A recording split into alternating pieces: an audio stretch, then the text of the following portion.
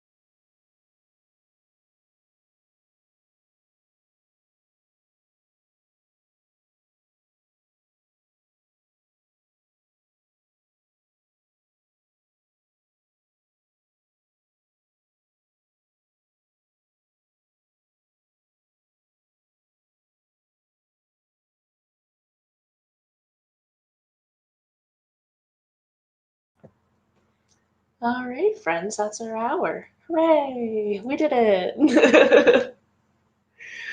So feel free to unmute yourselves. I think we'll do the circle thing again. So, Shell, that means you get to go first. How was your hour? What? Hello, morning. Do you ever get to the bit you're reading so deeply you just kind of zone out? Oh, yes, I do that a lot. Sorry, what am I supposed to say? Just talk about what you read. Tell us about Boy Queen, because it's lovely. It's so good. Brain work, please, anything. I've got to. So it's about a boy named Robin who didn't get into the drama school he wanted to, and to deal.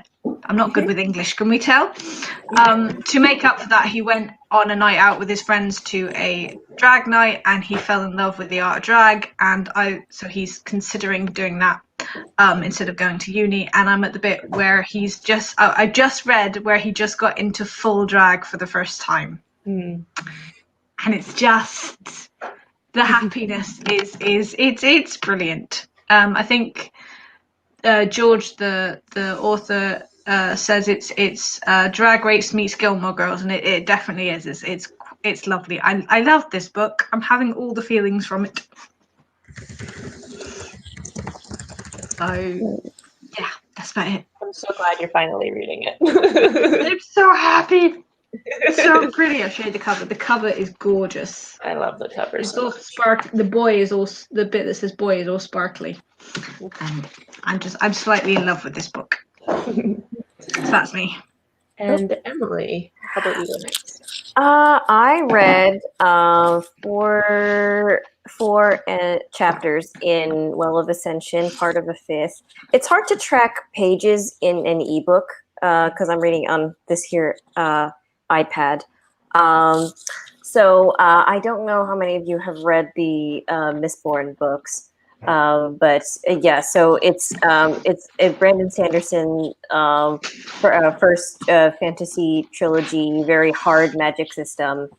And so I guess in the second book, we're dealing with sort of the repercussions of a big coup, essentially, and sort of being able to rebuild from the ground up and deal with enemies from the outside, and also weird magical happenings that have been going on, possibly as a result of events in the previous book.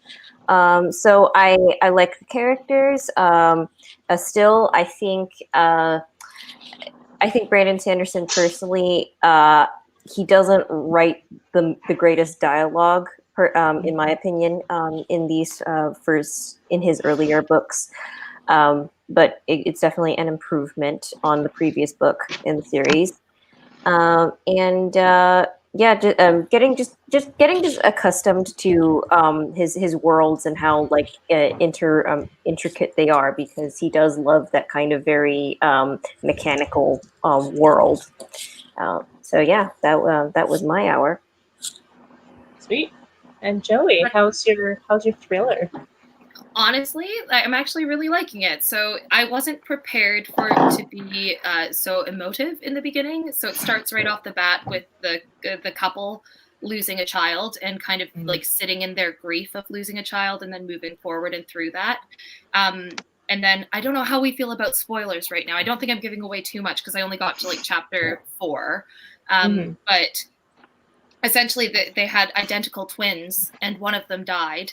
And it started about a year and a bit after the death of one of their identical twins. And the remaining twin said, "Why are you calling me this name? I'm not that name. I'm this one."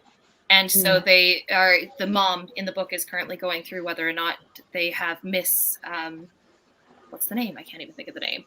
It's not diagnosed. Whether or not they've kind of proclaimed the wrong twin dead, essentially, and this little girl is like 6 or 7, so it's really spooky, and it's interesting. I just didn't expect it to be so emotional right off the bat, so it was a bit sad from the beginning, but I quite like the way that it's written and the perspective, and I think it's pretty realistic for what the family would be going through. Neat. Sounds interesting. Kids are spooky, man. Yeah, I know. Oh, spooky. I also meant to say, sorry, that it's like Yeah. the first time I've read a book that's set in London while I'm living in London. So it's been like, it was really cool when they're naming all the tube stops. Like, I just realized I haven't read a book set in London since I moved there. And it's super cool visually to like just know the areas they're talking about really well. And I think I might have even taught in the school that their daughter is going to, which is really cool. Yeah. Wow. My partner just caught a huge butterfly, and it's in this cup, and it's flapping around, so we're going to let it back outside, but he's just like, here. I'm like, what? Don't touch the wings, Chad. He's like holding the end of the cup, and he's going to let it outside.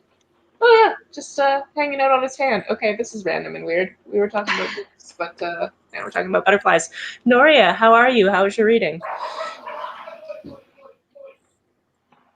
Maybe.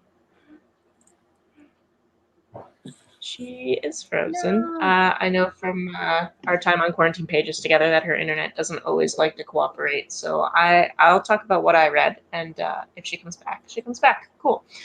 So I was listening to Washington Black, which is about a boy that grew up on a sugar plantation in Barbados as an enslaved person, and he had a pretty decent master who passed away, and then he got a new master who was terrible, and the new master's brother comes to town, and he ends up working for him as kind of like an assistant, which is very different from what he's been doing with sugarcane and that type of thing. And it's basically the guy he's the assistant to is like a naturalist, so he's like an inventor and stuff like that. So he's now suddenly on this like whole different adventure to do with that instead of being on this plantation in Barbados, which is really cool. I also, partway through it, I was like, usually when I listen to audiobooks, I'm doing something like going somewhere so that like my body's moving, and I was like, I keep zoning out, not actually paying attention because I'm just sitting here. So I started like writing things and stuff like that. So instead of doing that, I switched over to reading a graphic novel on my phone, which is called Fun Home by Alison Bechdel. It's the person that came up with the Bechdel test, which is it's pretty good. It's very dense, but Alison Bechdel is the one that came up with the Bechdel test, which is whether or not a piece of media has two women talking to each other for at least a minute about not men, and if it passes that, it passes the Bechdel test. So it's just about whether or not like women are real people when they're portrayed as characters and things, which is an interesting test. This is all about her. This is an autobiographical graphic novel about her growing up in her parents' funeral home and her coming out of the closet when she's off at college, and then realizing after her dad's death that he was also queer, and that was nothing like something she didn't know growing up and all these types of things. I'm finding it really, really dense. There's a lot of details in there that I'm just like, I don't care about this. But also, like, it's not about me. It's about what she wanted to write about her own life. So that's totally fine. I'm going to call it at this point and say that Noria might not be able to talk to us today, which is fine. She's cool. I should also mention that whenever I do one of these live streams, everybody's channels are linked down below. So if you liked staring at the faces of any of these people over this live stream, you can do that on your own channels as well. I'm just still picturing your friend just staring at your face. Yeah, no, I'm wondering if he managed to make it on, but yeah, no, you are free to do so. Stare as you wish. Yeah. Yeah, that's why we make videos, so people will watch them. Did anybody feel slightly self-conscious? Because I don't know if everybody's done this many times before, but I was sitting here going, if somebody is staring at my face and I haven't turned the page in a while because I got lost on like a paragraph, I kept rereading. I'm like, what if somebody notices that I'm the slow reader? I've done it so many times that like I don't even notice anymore. I just make sure that my camera's pointed properly, and then I just go. It's sort of self-conscious when you can tell you're reading. You're just like, something flashed in the background. You're just like, oh Christ, it's my face. It's just like, what? Why is my face on the screen? I moved and kind of weird. Yeah, no, I thought something was like flicking on the screen for a second. I don't know, maybe it was like Noria like cutting in and out, but I would just it would catch my attention. Maybe. Yeah, there was also a point where I realized that like there was a typo in my banner that was going across, so I had to go fix that. And then I realized I could change colors of things, so that those were things I was doing instead of really listening to my audiobook. And then I was like, no, I need to like read a thing with my eyes if I'm sitting here. So that's why I switched over, and that's why I was reading two things. Noria, how's your Yes, internet? I'm like, Can you oh my tell God, us let me about quickly books? talk before you disconnect me again. Yay! Yay! Okay, so I'm Yay! reading Welcome. Wicked Saints. Okay, my camera is I'm reading Wicked Saints by Emily A. Duncan. I remember when I started this book, I was like, okay, one, Russian names are very, very interesting. But then someone sent me a friend, I'm body reading it with a friend, and Sarah sent me the pronunciation guide. And I'm like, oh, so that's how you pronounce it. So it's Malay Kiash, not Malay, because that's how I kept pronouncing it in my head.